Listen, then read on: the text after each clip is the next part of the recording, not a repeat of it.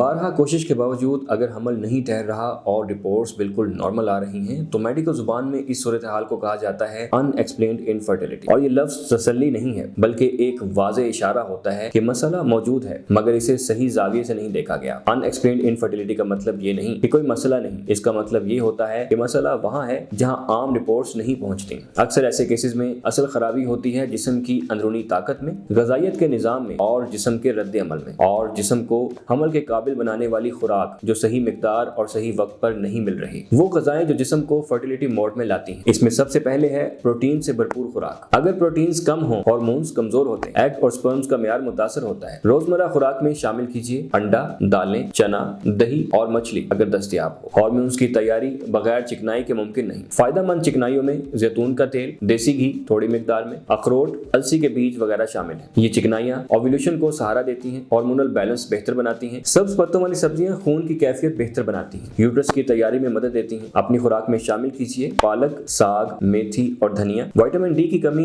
ان explained infertility میں بہت عام ہے۔ قدرتی ذرائع یہ ہیں: روزانہ دھوپ، انڈے کی زردی، مچھلی۔ وٹامن ڈی ایگ اور سپرمز دونوں کے معیار کے لیے ضروری ہے۔ اگر نظام ہضم کمزور ہو تو بہترین غذا بھی فائدہ نہیں دیتی۔ گٹ ہیلتھ کے لیے اپنی خوراک میں شامل کیجیے دہی، لسی اور سادہ گھریلو کھانا۔ جب نظام ہضم بہتر ہوتا ہے تو خوراک خود بخود صحیح طرح جذب ہونے لگتی ہے۔ زیادہ میٹھا، بازاری سنیکس اور پروسیسڈ فوڈز جسم میں سوزش بڑھاتے ہیں، ہارمونل بیلنس بگاڑتے ہیں، فرٹیلیٹی کو خاموشی سے نقصان پہنچاتے ہیں۔ ان ایکسپلینڈ انفرٹیلیٹی میں اکثر لوگ دوا بدلتے رہتے ہیں لیکن خوراک نہیں بدلتے۔ یاد رکھیے، جب تک خوراک نہیں بدلے گی جسم کا رد عمل بھی نہیں بدلے گا۔ یہ بات سمجھنا ضروری ہے کہ ہر جسم کی غذائی ضرورت مختلف ہوتی ہے۔ کسی کو پروٹین زیادہ چاہیے، کسی کو فیٹس کی درست مقدار، اور کسی کو ڈائجیشن کی درستگی، اور کسی کو میڈیسن کی ضرورت۔ اسی لیے خود سے ڈائٹ بدلنا، میڈیسن لینا یا انٹرنیٹ سے ٹونے ٹوٹ کے اکثر فائدہ نہیں دیتے۔ اگر آپ رپورٹس نارمل ہونے کے باوجود مسلسل پریشان ہیں اور مزید وقت ضائع نہیں کرنا چاہتے تو گیس کرنے کی بجائے صحیح رہنمائی لینا ضروری ہے۔ جو یہ بات سمجھ گیا وہ درست سمت میں آ گیا۔ میں ہوں ڈاکٹر عبید احمد تحسین۔ صحت مند رہیے، خوش رہیے، اللہ حافظ۔